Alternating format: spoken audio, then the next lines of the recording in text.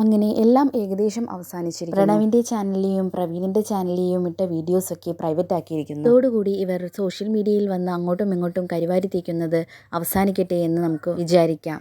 Human rights vigilance forum പ്രസിഡന്റായിട്ടുള്ള ആശാ ശർമ്മ ഈ പ്രശ്നത്തിൽ ഇടപെടുകയും രണ്ടുപേർക്കും ഫോൺ വിളിച്ച് സംസാരിക്കുന്നതുമായ ഒരു വീഡിയോ ഒരു ചാനൽ പുറത്തുവിട്ടിട്ടുണ്ട്. വളരെ മാന്യമായ വളരെ സൗമ്യമായ രീതിയിൽ തന്നെയാണ് ആശാ തൃപ്പൂണിത്തറ ഇവർ രണ്ടുപേർക്കും ഫോൺ വിളിച്ച് സംസാരിക്കുന്നത്. വളരെയധികം ബഹുമാനം തോന്നിപ്പോയി ഇവരുടെ സംസാരം കേട്ടപ്പോൾ. ആശാ തൃപ്പൂണിത്തറ ആദ്യം തന്നെ പ്രണവിനെയാണ് വിളിച്ചത്. പ്രണവ് ഒരുപാട് കാര്യങ്ങൾ വിശദീകരിക്കുന്നു. താൻ മൃദുലയെ ചവിട്ടിയിട്ടില്ല എന്ന് തന്നെയാണ് പ്രണവ് അവിടെ പറയുന്നത്. അച്ഛനെ തല്ലിയത് കൊണ്ടാണ് പ്രണവിന് പ്രവീണിനെ അവിടെ അടിക്കേണ്ടി വന്നത്.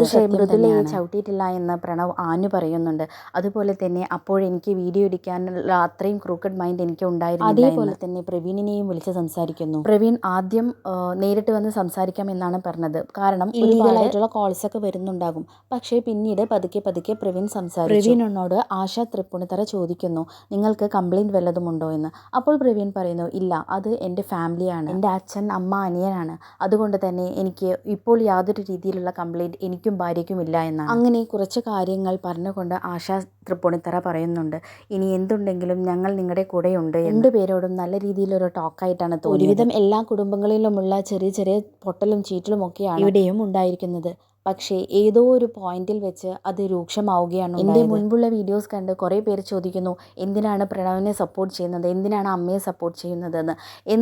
ഞാൻ സത്യം പറയട്ടെ, ഞാൻ ആരെയും സപ്പോർട്ട് ചെയ്യുന്നില്ല. അവർ ഇപ്പോൾ ഇട്ട വീഡിയോസൊക്കെ കാണുമ്പോൾ ചില കാര്യങ്ങൾ തോന്നി, അത് ഞാൻ ഈ രീതിയിൽ പ്രസൻറ്റ് ചെയ്തു എന്ന് മാത്രമല്ല പ്രവീണല്ലേ എല്ലാത്തിനും സത്യത്തിൽ തിരികൊളുത്തി വെച്ചത്. ഹോസ്പിറ്റൽ വ്ളോഗ്സിലൊന്നും കൊച്ചുവിനെയും അച്ഛനെയും അമ്മയും ഒന്നും കാണാതിരുന്നതിൽ പ്രവീണിൻ്റെ എല്ലാ പ്രേക്ഷകരും അവർ എവിടെ പോയെന്ന് അത് അവരുടെ കൺസേൺ കൊണ്ട് ചോദിക്കുന്നതാണ്. പക്ഷേ പ്രവീൺ പിന്നെ ഇട്ട വീഡിയോയിൽ അഡ്രസ് ഇല്ല എന്ന ഒരു വാക്കുകൊണ്ടാണ് പിന്നെയുള്ള എല്ലാ ഗുലുമാലുകളും ഉണ്ടായത്. അതിനെതിരെ പ്രണവിന് വീഡിയോ ചെയ്യേണ്ടി വന്നു.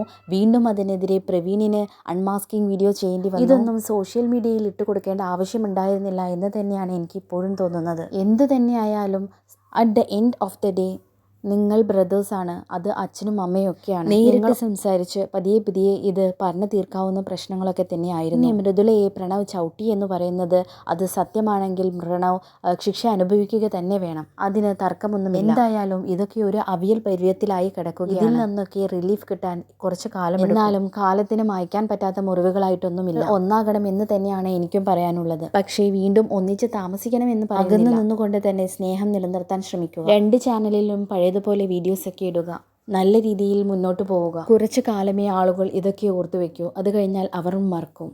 ആശാ തൃപ്പൂണിത്തറ പറഞ്ഞതുപോലെ വീട്ടുകാർക്കെതിരെ കംപ്ലൈൻറ്റ് കൊടുക്കുന്നില്ല എന്ന് പറഞ്ഞ പ്രവീണിൻ്റെ നല്ല മനസ്സും നമ്മൾ കാണാതെ പോകരുത്. മൃദുലയ്ക്ക് ഇപ്പോൾ നല്ലൊരു റിലാക്സിങ് ടൈമാണ് വേണ്ടത്. ആ സമയത്താണ് ഇതൊക്കെ നടക്കുന്നത്. ഒരു കുഞ്ഞിന് ജന്മം നൽകിയ ഓരോ അമ്മയ്ക്കും മനസ്സിലാകും ഈ സമയം എത്രത്തോളം ക്രൂഷ്യലാണ്. അതുകൊണ്ട് തന്നെ പ്രവീൺ കട്ട സപ്പോർട്ടായിട്ട് മൃദുലയുടെ കൂടെയുണ്ട്. പിന്നെ റിയാക്ട് ചെയ്യുന്നവരോട് ഒരു അപേക്ഷ, കേട്ട പാതി കേൾക്കാത്ത പാതി തെറിയും വിളിച്ച് റിയാക്ട് ചെയ്യരുത്. മാന്യമായ ഭാഷ യൂസ് ചെയ്ത് റിയാക്ട് ചെയ്യുക. എന്താണ് നിങ്ങൾക്ക് തോന്നുന്നത്? നിങ്ങളുടെ അഭിപ്രായം കമൻറ്റ് ചെയ്യുക. എൻ്റെ വീഡിയോസ് ഇഷ്ടമായ ലൈക്ക് ചെയ്യുക, ഷെയർ ചെയ്യുക, സബ്സ്ക്രൈബ് ചെയ്യുക.